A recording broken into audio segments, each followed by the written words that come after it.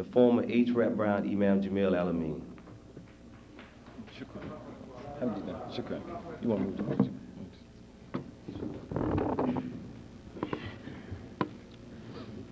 أعوذ بالله من الشيطان الرجيم بسم الله الرحمن الرحيم سبحانك اللهم وبحمدك وتبارك اسمك وتعالى جدك ولا إله غيرك أعوذ بالله من الشيطان الرجيم بسم الله الرحمن الرحيم. I seek refuge in Allah from misleading and from being misled, from betraying and being betrayed into ignorance by others. I ask Allah to guide my heart and to guide my tongue. I bear witness that there is no God but Allah, and I bear witness that Muhammad is his servant and messenger.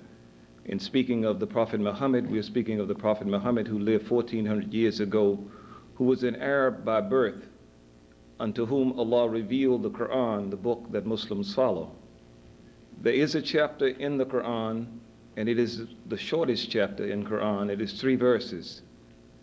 And it says, the Arabic of which is, Wal Asri, Inna l-insana lafi khusri illa alladhina amanu wa amilu salihati wa tawassaw bil haqqi wa tawassaw bis sabr. The English translation renders this, by the token of time and through the ages, verily man is a loser, except those who are given to righteousness and who counsel each other to truth and who counsel each other to patience. It is in this context that I would like to approach the topic that has been given to me to speak on, and that all of the speakers have spoken on, concerning new visions for the upcoming decade. And in fact, when we look at it and we reflect, we find out that the vision of righteousness is not a new vision, but it is a vision in which Allah has implanted within man an aspiration that gives him the guidelines by which he may struggle or to be successful in struggle. The only thing that changes is time. There is a tradition of the Prophet, may Allah be pleased with him, that says that man abuses the vicissitudes of time, the changes of time, and Allah says, and he is time. So the whole thing that shows a lack of stability, of fluidity, is the fact that there will be different times, but the aspiration, the vision, the whole sense of what struggle is about will remain the same. And it is about trying to draw a nearness to your Creator, trying to draw in nearness to the Creator. Again, Allah says, He has created man and jinn but to worship Him. He has created the mankind and the jinn but to worship Him. Again, it is in this context that we begin to understand what the real struggle is about, what the sense of struggle is about, what our mission is about. And in this sense that Allah subhanahu wa ta'ala begins to give us guidelines so that regardless of what time we may have been born in, what era we might find ourselves in, the guidelines will be the same as to what will bring about success, how we could be successful in this life. It is in this sense that we begin to look at what Allah has commanded upon us by giving us the book, which is Quran, and the example of the Prophet Muhammad, peace and blessings be upon him. Again, it is through these things that we have a sense of what is happening in the 1980s and what is happening in the 1990s. It is not something that is alien or strange, because the character of man is the same. The Prophet, peace and blessing be upon him, says, believe that a mountain moved before you believe man can change his character. That deals in the context of what is called the taqdir and qadar, in that when Allah created things, He measured for everything, and nothing can get outside of that in which Allah subhanahu wa ta'ala has measured for him. So the character of man would be the same as when Allah created him and today. So as Allah has given us remedies, because He says of the Quran itself, it is a book in which there is a healing. It is a book in which there is a healing. It deals with every aspect of what we find ourselves confronted with.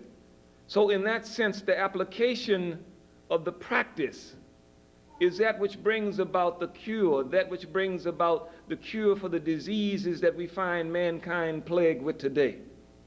And it is on the basis of these things that we have to begin to address ourselves. In the sense of where we find ourselves, one of the things that seemingly confuses man the most is the concept of peoplehood.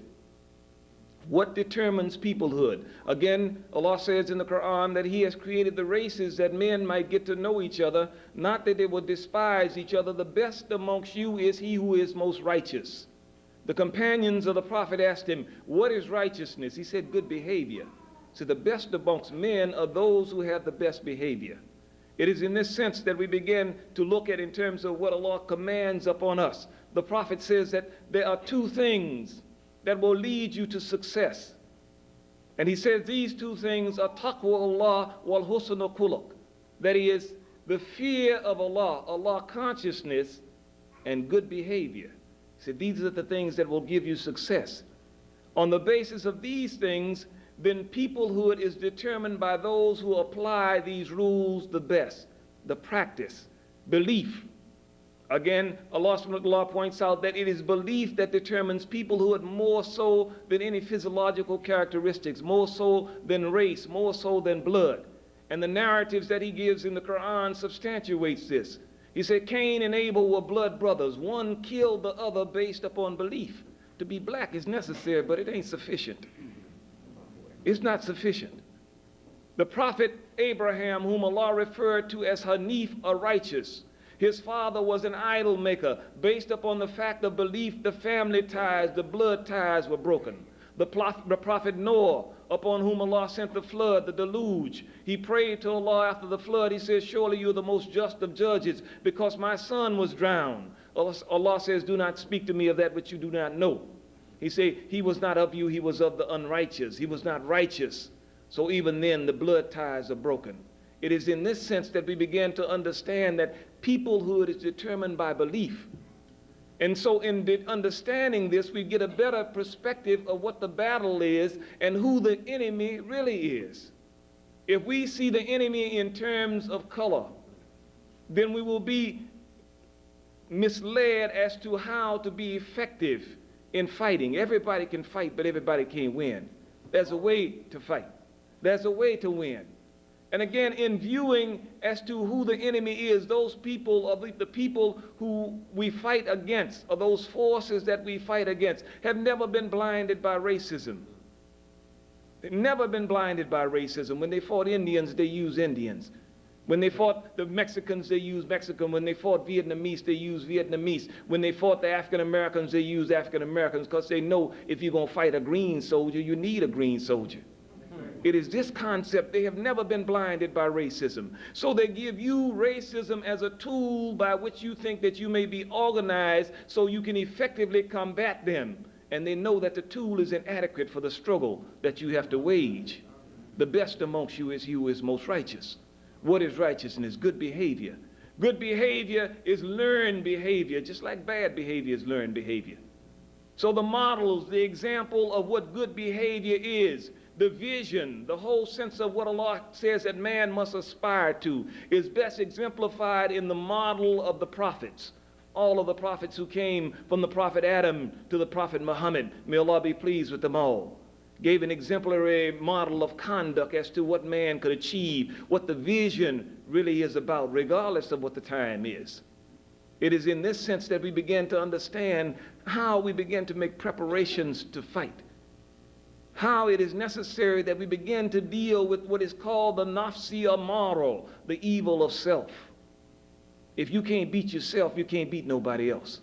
And this is what the crux of the Islamic program is about. It is dealing with the evil of self. Allah says, verily he will not change the condition of people until they change that which is in their hearts. Verily he will not change the condition of people until they change that which is in their hearts. And then he does not leave it at that. He gives them a program that will bring about the change, that effectuates change. And that program is built upon what is called the 5 pillars of Islam. The first being what is called kalima shahada, the declaration of faith, the bearing of witness to the unicity of one God, that there is no God but one God. He has no partners. He has no associates. He has no son. Allah say, far be it far be it for him to have a son when he has no mate. He has no consort. For him to create is no more than to say be, and it is. He says the likeness of Jesus is that of Adam. He said be, and he was. The unicity, the Godhead being that there is one. This is a part of the purifying agency that Allah subhanahu wa ta'ala has given to man. And the other part of the formula is that Muhammad is his messenger, which is not a denial of the messengership and the prophethood of those who preceded him, but it is in fact a testimony and a statement that Allah has invested in him a program that will bring about the change that Allah says he will be pleased with. It is in this sense that the first pillar of Islam deals with the declaration of faith that there is no God but Allah. There is no God but Allah, and Muhammad is his messenger. The second being prayer 5 times a day. The Prophet, peace and blessing be upon him, told his companions, if a man were to bathe himself in a stream 5 times a day, how much dirt would be left? They say of no significant amount. He said that is likened unto prayer. He said it is prayer that distinguishes belief from unbelief. It is prayer that distinguishes unbelief from belief. The Prophet, peace and blessing be upon him, says, know that everything on earth will rust. He says, but know that for everything that will rust, there's a tonic that will remove rust. And his companion asked him, said, will the heart rust? He said, know ye also that the heart will rust, but the tonic that removes rust from the heart is prayer. And so prayer is not an arbitrary thing. It has been commanded upon us to do 5 times a day at a prescribed time and in a prescribed manner. Because again, you're talking about bringing about the change. You're talking about being able to deal with the situations that you find yourself confronted with today. You're talking about addressing yourself directly to the drug problem. You're talking about addressing yourself directly to the immorality that exists in society today. These are the things that are bringing people down. It is self-oppression. It is voluntary slavery to your passions and to your appetite that holds you back.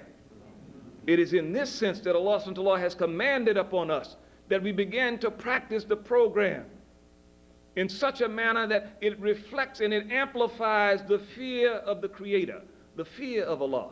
So the Prophet put great emphasis upon prayer. So much so that he said, if men would stay away from the morning and the night prayer, that if it were not for the women and children, he would order their houses to be burned. He never sought exemption from prayer. Even when he was fighting, Allah taught him how to pray. He didn't tell him he didn't have to pray. Because again, that was the line of communication between man and his Creator. That is his strength. That is how he develops the strength that is necessary. And when Allah subhanahu wa ta'ala begins to allow that change to occur within his heart, he begins to understand the importance in terms of prayer, in the relationship to the battle, to the struggle that he constantly wages. For Allah says he has created man but to worship him. And verily, man has been created into toil and struggle. That it is a part and parcel of the development that you encounter in this life that you must struggle. So therefore, in this sense, the best struggle, the best way to be able to struggle deals with following the guidance. So Allah subhanahu wa ta'ala gave us a book that deals with how to develop oneself. He says prayer. It is prayer that distinguishes belief from unbelief. It is not a small thing. It is a pillar in Islam.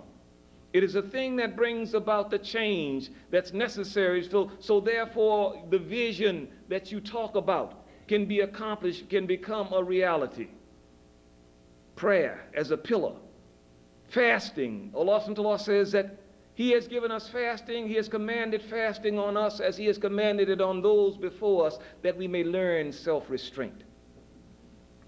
And now is a time in which you begin to appreciate self-restraint. What is self-restraint? What does it have to do with being able to fight successfully? Again, the fast of a Muslim is that he abstains from food, water, and drink, and the lawful relationship that he has with his mate. The Prophet said concerning fasting, that know that there is a charity for everything, and the charity that you pay for your health is to fast. For the first time in the history of this country, the Surgeon General came out with a report that said that the Americans are digging their grave with their teeth. The greatest cause of disease is gluttony. Who says that you have to eat 3 meals a day to be healthy? It began to speak to the whole sense of being practical about governing what you take into yourselves. Again, fasting is a charity that you pay for your health. The whole sense of how the food chain has been poisoned relates directly to how we find ourselves, our perspective, how we understand and see things. Because in terms of the food, The food has been polluted and the food has been poisoned. For example, we look at meat, something that everybody likes to deal with, the whole concept of eating the meat because you think that it makes you healthy. But when you look at the meat that has been inoculated with certain antibiotics while it is living and have been given certain kinds of stimulants to the hormones to make it reproduce at a faster cycle or to make it grow in size, then you begin to understand the problems that you have in people who eat those meats. Because what is happening is that when the animal is killed, the preservatives and the additives and the hormones that have been introduced into the tissue does not just drop out and disappear. But when you cook it and you eat it, it goes into your system. So you see, in terms of teenage pregnancy is directly related to the hormones that have been introduced into the cows and introduced into the pigs and introduced into the chickens to make their cycle move up. There was a case that happened in Puerto Rico a few years ago where they noticed that an 8-year-old girl had began her menstrual cycle and had begun to develop bust. And they wondered why, what was happening, not only one girl, but a few girls. They wondered what was the situation. And someone says that it may be directed to what they're eating. And at that time, they were eating pigs or pork that had been brought in. So they took them off of it, and in a matter of months, they noticed a reversal of this whole thing, which shows in terms of that those hormones and things are still active and will be active when you introduce them into your body. This is why people are getting so big today. You see youngsters so big, they're eating at McDonald's and churches and Kentucky Fried Chicken, and they're blowing up. But not only does it affect you physically, but mentally. The mental concept of what is happening to the chemicals that come into the brain. And many of you might be familiar with the old story of what the mad scientist, what is called Dr. Jekyll and Mr. Hyde syndromes. And this is what's happening in terms of people when they eat these certain chemicals, and their perspective is distorted, and what they think is real is not real. So much so that anyone with any understanding of age is in time understand that his story has ended unless you believe that his story continues. His story has ended. It is a time for truth. It is a time to address yourself on the basis of that which is right. Again, in terms of the foods that you eat and the diseases that they bring about. When you introduce a preservative into an animal, when it is killed, what is the concept of preserving? It is so that it will have a long shelf life, so it can be shipped from one end of the country to the other without showing any signs of deterioration. Whereas Allah has put within an animal or any meat that is killed, within 3 days it begins to undergo a process of deterioration whereby the senses are alerted that it is not palatable. It is not fit to eat because it begins to turn green and begins to smell. So the dude comes in and he shoots it with a preservative just like you do with a dead body. He shoots it full of formaldehyde so it won't spoil. And then a man come behind him with the color and shoot red dye number 3 in it so the eyes won't be deceived and it'll look red and fresh when you go into Kroger's. And so what happens when you eat these preservatives in your body? If the role of the preservative is to allow meat to last so that it won't be attacked by the bacteria and the digestive fluids to break it down, then what happens is you begin to accumulate a waste within your body. And the waste becomes toxic. And the cells and the things that surround this, that encompasses it, the cellular structure and those things that come to support indigestion, some of the cells become mutant. They become stronger than other cells. And they begin to devour the other cells. That's what cancer is. That's all cancer is. It's what you're eating. The water has become so polluted that one has to think in terms of what Allah subhanahu wa ta'ala has said concerning the plagues that were sent upon Pharaoh's house. And then Allah subhanahu wa ta'ala said he turned his rivers into blood. And blood is impalatable. You can't drink blood and derive any nourishment from it. And you look in terms of the rivers today, and you find out that all of the things that affected Pharaoh in terms of the plagues are visiting a society that has gone away, in which there is no remembrance of Allah. When there is no remembrance of the Creator, then man goes overboard and he begins to legislate for himself laws. And in legislating his laws for himself, then he becomes concerned about his offspring getting the benefit of the power that he had. So therefore, the whole sense of balance is thrown off. And so Allah subhanahu wa ta'ala gives us the narratives and the examples in the time of Pharaoh and how he dealt with Pharaoh, saying he sent upon him plagues and locusts and frogs and the blood. And we look today and we see the same and the plagues in terms of the society today: AIDS, herpes, things that are directly related to an immoral kind of lifestyle. Allah says he will not change the condition of people until they change that which is in themselves. He will not change the condition of people until they change that which is in themselves. What does fasting have to do in terms of being able to enable us to survive the epidemic of plagues? In dealing with the food, fasting teaches us to abstain, to allow the body to cleanse itself. It teaches us the disciplines that are necessary to be able to survive a time when the balance has been thrown off.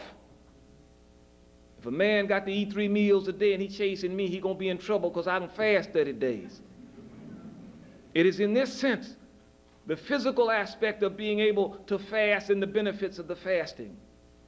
Fasting that you may learn self-restraint, the spiritual aspect of it, that you may learn discipline, control. The prophet says, the strong man is not he who is a good wrestler, but he who can control his anger. So the strong man is not he who is a good wrestler, but it is he who can control his anger. How do you learn control over the emotions? How do you learn control over the anger? By disciplining yourself, by giving up those things that incite the anger. So in fasting, we are warned and we are taught, do not become angry. If you become angry and you're standing, then sit down. If you're seated, then lie down until the anger abates. Discipline and training. Because there will be a time in 1990 and the decades that comes whereby your lifestyle will be directly related as to how well you are able to deal with the problems that are out there, that exist. And there is guidance. There is a way to deal with it. There is a way to deal with AIDS. Because in Islam, there is no fornication, there is no adultery. These things are forbidden. Gambling is forbidden. These things are forbidden. So if we are serious about practicing the Islam, then we begin to discipline ourselves around these things, and in doing so, it exempts us from certain kinds of ailments that will affect the society, that will affect people who are around us. But again, everybody can fight, but everybody can't win. It's a price you pay to win. If a man's going to win in anything that he does, he practices. And this is what the Islam is about, practicing. The Prophet ﷺ, not only did he fast during the month of Ramadan, in which says 29 or 30 days of fasting, but he fasted the optional fast during the year. He would fast on Mondays and Thursdays.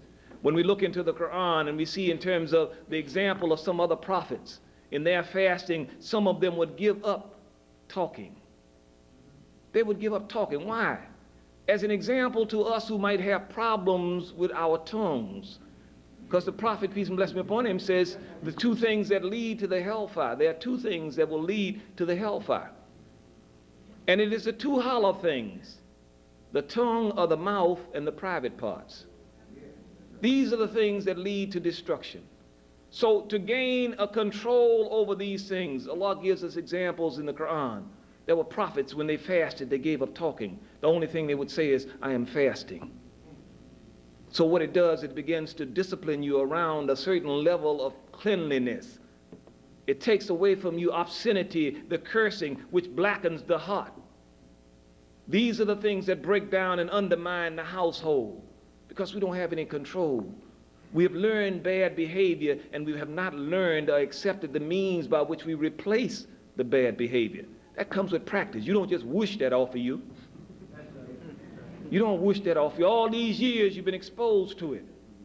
You don't just wake up and whoosh it off of you. It's a practice that's necessary to begin to reverse that whole thing, to purge the heart of the desire to do things that is injurious to self. So therefore Allah subhanahu wa ta'ala says, this is the book and it is guidance sure without doubt to those who fear Allah, who are steadfast in prayer, who believe in that which was revealed to the Prophet Muhammad and that which was revealed before his time, who give up the charity and in their hearts have an assurance of the hereafter. This is the book that will work for them. And again, it is on the basis of this practice that Allah subhanahu wa ta'ala allows us to make the change that's necessary, even to be able to perceive what time it is, to know what's happening. Because most of us, our understanding of what's happening comes as a result of what we get in the newspaper and on TV. They tell you what they want you to think is happening. And you go out and say, this is what's happening. So I don't believe nothing he say, but this is what's happening. So Allah subhanahu wa ta'ala gives us fasting as a means of reaching another level to deal with ourselves. Fasting that you may learn self-restraint. And in terms of the other pillar of Islam that deals with charity, zakat. Zakat literally means to take from what you have to purify that which you keep. The whole concept of developing a social consciousness. When we look at the other pillars, they dealing with self, and dealing with self in such a manner that we put ourselves in check and we begin to discipline ourselves around the strengths that we have. But then the whole sense of charity begins to push us into another era of wanting for our brother what we want for ourselves. The whole sense of being socially conscious. To be able to understand that whatever we have, the poor has a right in it. Whatever Allah subhanahu wa ta'ala has given us and entrusted us with, those people who do not have, they have a right in it. For Allah says, and zakat is for the poor and the needy and the wayfarer and the freeing of the captive and the recent convert, and for the keepers of zakat. So therefore Allah subhanahu wa ta'ala begins to broaden the whole concept of the social responsibility. Men are not benevolent by nature. It is a learned behavior that you become concerned for your brother. And again, the whole concept of brotherhood deals with those who believe as you believe. No race is monolithic. In every race you will find people who have varying degrees of belief, different beliefs. The superior amongst those people, Allah says, are those who believe in the unicity of Allah, the oneness of Allah. So therefore the concept of the brotherhood, the concept of what Islam promotes, deals with understanding that belief has a superiority over all of the physiological characteristics that men may have. The Prophet, peace and blessing be upon him, in speaking and addressing this situation, says that he who is not given to good deeds will not be hastened forth by genealogy. He who is not given to good deeds will not be hastened forth by genealogy. Don't make no difference who your daddy was, your grandfather was, your tribe was. So if you don't do good deeds, say you will not be hastened forth. You will not go forward. It doesn't make any difference what your bloodline is, because all come from two. He said all come from two. It is in this sense that Allah subhanahu wa ta'ala gives us a program. And this is what has been lacking amongst people. They have all kinds of slogans. They have all kinds of ideologies. But a program that deals with the necessary changes to bring about change. It is in this sense that men have come up short. A program. I have a dream is not a program. By any means necessary is not a program. That's not a program. You got, and it is criminal in 1989. You got people treating these things like they're programs. But they're not programs. What is the program that brings about the change?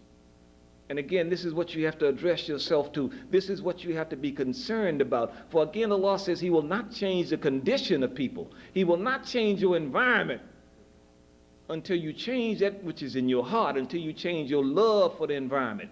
You know what the problem with drugs, man? You talk about drugs this and drugs that.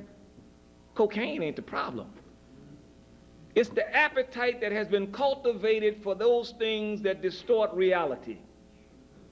It is that appetite that has been cultivated in this society, in this civilization, there is an appetite that has been cultivated to distort reality. Why? Because the prophet, peace and blessing be upon him, says, and this life, this world, is a prison for believers, say, but it is a paradise for unbelievers. So everything in this life, for those people who have no belief, is geared toward making them think that this life is the next life, is the hereafter. So after winning the Super Bowl, he said, I'm going to Disney World. Like Disney World is heaven. You hold the whole concept of drugs does the same thing.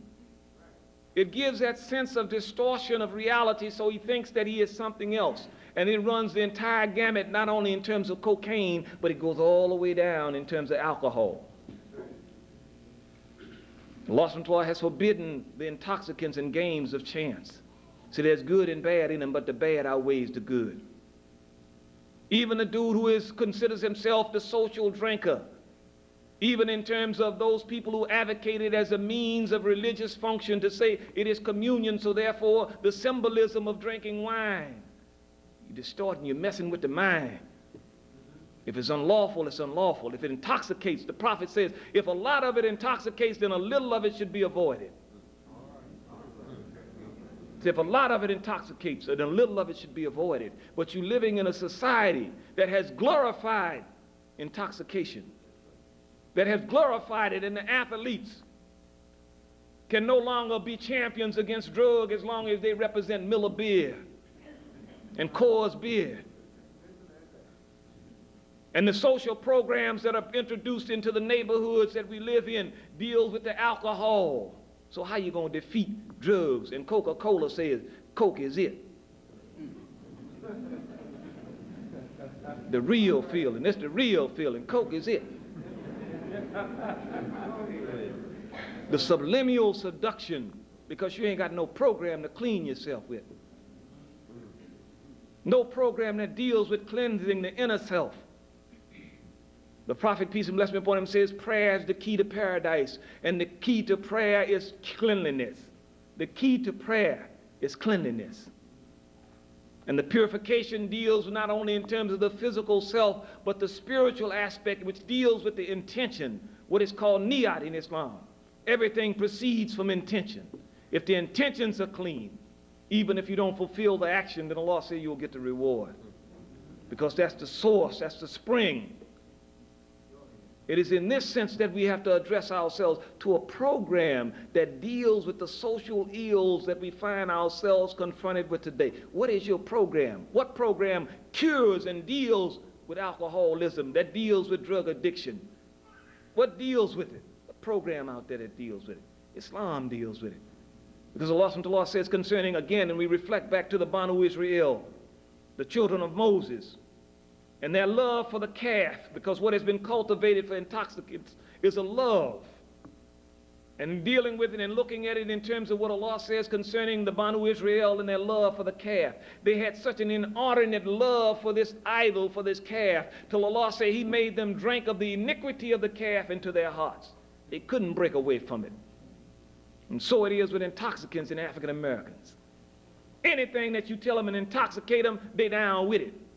A few years ago, they said banana peelings will make you high. And you had dudes smoking banana peelings. And that ain't no joke. That's real. Anything that you tell them will intoxicate them, they will be down with it. And this is the whole sense in terms of when the man pushed forward the concept, he says that religion is an opiate. Because in some instances, religion is, because it deceives the people and intoxicates them. And it doesn't deal with the real problems that they have. It just intoxicates them. And they go out there in a state of being, in the sense of it being intoxicated, and they go home, and when they come down, they got the same problems, and they don't know how to deal with it. No, the change comes from within. Verily, Allah will not change the condition of people until they change that which is in themselves. It's an old vision. The time might be new. But the vision is the same. The program is the same. Islam is not an ideology. By definition, the word ideology or ideology by definition deals with visionary thinking or dreams. Islam is a methodology. Methodology deals with a program, deals with a method that if it is applied will bring about desired results. This is what Islam is about. And it requires practice. It's not enough just to know about it, but to practice it, to get up in the morning, to go to the mosque to make prayer, the Fajr prayer. It is a prayer that is binding upon the men. So much so that there was a blind man, Ibn Matun, who sought exemption from coming to the mosque in the morning. And he told the Prophet, he says that if I were to come out to make the prayer, he said I would have to go down a path and there might be scorpions and snakes and dangerous things. The Prophet said, do you hear the call to prayer? He said, yes. He said, then come to the mosque. It is binding upon those men because, again, in coming to prayer, the social process begins. For Allah says, and by those who range themselves in ranks and who could become therefore strong in repelling evil. By those who range themselves in ranks and you thereby become strong in repelling evil. You become a socially cohesive force. Because again, the whole sense of ignorance does not exist individually. Ignorance is an organized force and it has to be combated in that manner with a force of enlightenment. So Allah subhanahu wa ta'ala gives you a practical program whereby men begin to come together on the basis of worshiping Allah. So Allah subhanahu wa ta'ala calls us on the basis of that sense of sacrifice because again, zakat, charity, teaches us sacrifice. It teaches us to sacrifice. Then there's the pillar of Hajj, or the pilgrimage. And the pilgrimage is the symbolism of what happens on the Hajj is that there's an application of all of the other pillars, all of the other practices. One gets a chance to come together in the universal community of mankind, to worship and glorify Allah, and to see that how small the world is and that the absolute control and command that the Creator has over the world, because He sends out a call. And in this life, we got a choice as to whether we answer the call or not. But He's showing that in terms of His control is that on the basis of a call, even with a choice, there are those who respond to the call. And in the next life, when there is death upon us and we don't have a choice, He said that everything will respond. When you don't have a choice, He said, then everything is going to respond. So it is in this sense that Allah has given us a program, a method, whereby we can deal with those problems that we think are unsurmountable, that we think are gross problems and grave problems that are confronting man today. But they're not new problems. They're not new problems. All we got to do is go back a little bit, trace history, and you'll find out that history is a continuation in terms of from his civilization in Rome, Greece, Germany. Indeed, the ethics that rule this country are no more than the Greco-Roman, Judeo-Christian ethics that men have legislated for themselves in many instances. And you find out in terms of the remnants of Greece, the remnants of Rome, in terms of Germany, which was the Third Reich. And you begin to get an understanding of what's happening now. When you see what is happening now, you understand what happened in Germany and Italy, fascism. Earl Long, who was an astute politician in this society as far as their politicians go, was governor of Louisiana, was once asked, he says, will fascism come to America? He says, yes, fascism will come to America, but it will be called patriotism. The fascist symbol, called fasces, get your encyclopedias, used to be carried on the back of a silver dime, the United States silver dime. And that was minted for a long time. It was only recently taken out of circular about 10, 11 years ago. The symbol of fascism was carried on the dime. What does fascism deal with? When you look at it in terms of Mussolini, you look at it in terms of Hitler, and you have to begin to reflect in terms of recently, in the last 5 or 10 years, all of the programs on your arts and education, your public TV, have been geared around Hitler and his rise to power. Anytime you turn the channel, you'll be able to pick that up, Hitler and his rise to power, because they're teaching, they're instructing, they're conditioning people. And drugs have a part to play within this. And again, this deals with you're accepting his definition of reality. You're accepting his definition as to what's going on. You see that in terms of there is a pyramiding of power. This is what the takeovers have been about. The corporations raiding other corporations. There is a pyramiding of power. And this is what the whole sense of fascism is about. Cooperation is a word itself that first became used in the fascist regime. And what it deals with again is the whole manifestation of a select group, of small groups or individual rising to a point where he has absolute control and authority. When you look at what is happening in terms of Europe, and when the brothers who are familiar with Quran, when you look at what Allah subhanahu wa ta'ala has said concerning the Gog and the Magog and the wall, when the wall would crumble and they would sally forth from behind the wall was put there to restrain them. Said, but there would come a time when the wall would crumble and they would sally forth from behind the wall.